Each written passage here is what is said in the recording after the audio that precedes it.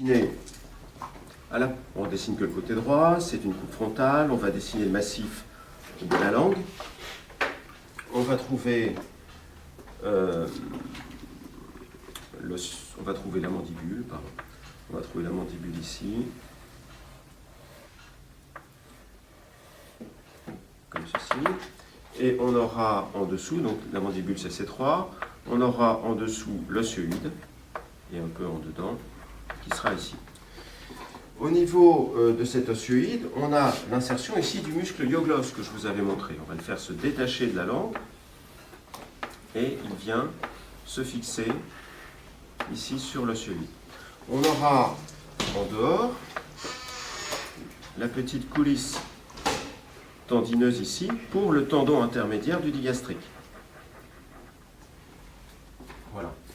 Et puis on va avoir le muscle mylohyoïdien que je vous ai déjà dessiné qui vient constituer une cloison mais incomplète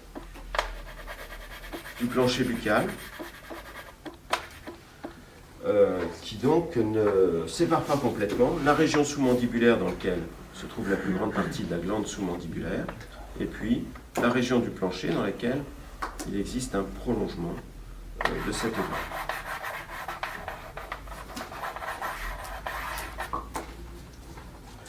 On a le canal de la glande, donc canal conduit sous-mandibulaire ou de Wharton.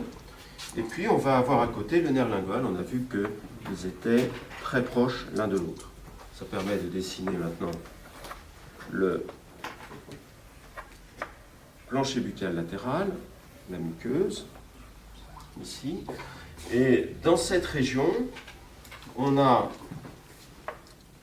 le fascia du cou, fascia cervical, qui va se dédoubler avec une lame profonde qui vient se terminer sur l'ossioïde et une lame superficielle qui va aller se fixer au bord inférieur de la mandibule. Et ceci sépare une loge, donc limite une loge sous-mandibulaire, finalement, qui pourrait comme ça paraître assez bien cloisonnée, sauf que il existe une communication ici avec le plancher de la bouche. Et donc c'est pour ça, vous me détromperez si c'est faux, mais c'est pour ça, je crois, qu'il y a eu un petit malentendu quand les gens essayaient d'enlever des glandes sous-mandibulaires sous céliaux, parce que c'est sympathique, il y a une loge, on se dit, bon, c'est bien, on va pouvoir insuffler de l'air, mais il ne faut pas oublier ça, il ne faut pas oublier que là, il y a une petite communication avec le plancher buccal. Donc quand on gonfle de l'air dans la région sous-mandibulaire, on gonfle le plancher buccal, et donc c'est pas une technique qui a connu un grand succès à cause de ça. On a d'autres éléments qui passent à l'intérieur de cette région. Collés contre le hyoglosse, ici on trouve les veines linguales, avec à proximité le nerf hypoglosse. Alors ce sont des éléments qui sont loin de la glande et qui ne posent pas de problème normalement lors de la chirurgie, contrairement au nerf lingual, mais enfin ils sont quand même dans la loge sous-mandibulaire. Et encore plus loin, a priori sans aucun danger, parce que l'artère est déjà rentrée dans la langue, et elle est déjà en dedans du hyoglosse, se trouve l'artère linguale. Qu'est-ce qu'il reste à dire? Eh bien, cette région de la glande sous-mandibulaire, vous savez que quand on enlève une glande sous-mandibulaire, on a le risque de blesser le rameau marginal, ou d'étirer en tout cas le rameau marginal du nerf facial.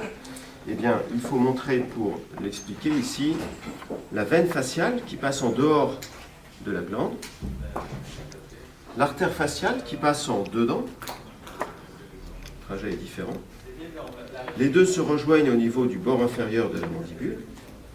Et puis, vous savez qu'à cet endroit, on le sait quand on fait des curages cervicaux, ici, il y a le rameau marginal du 7, qui est juste en dehors, normalement, de ces vaisseaux, et qui est très proche de la glande, en pratique. Donc c'est souvent en étirant la berge supérieure de la cicatrice, on tire sur ce rameau marginal, heureusement, sans le couper, c'est-à-dire sans séquelles définitives.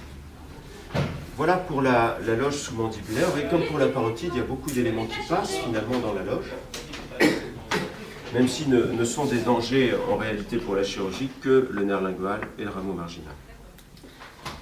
Alors, je vais juste, dans les deux dessins qui restent, vous parler un tout petit peu d'innervation sécrétoire des glandes salivaires principales.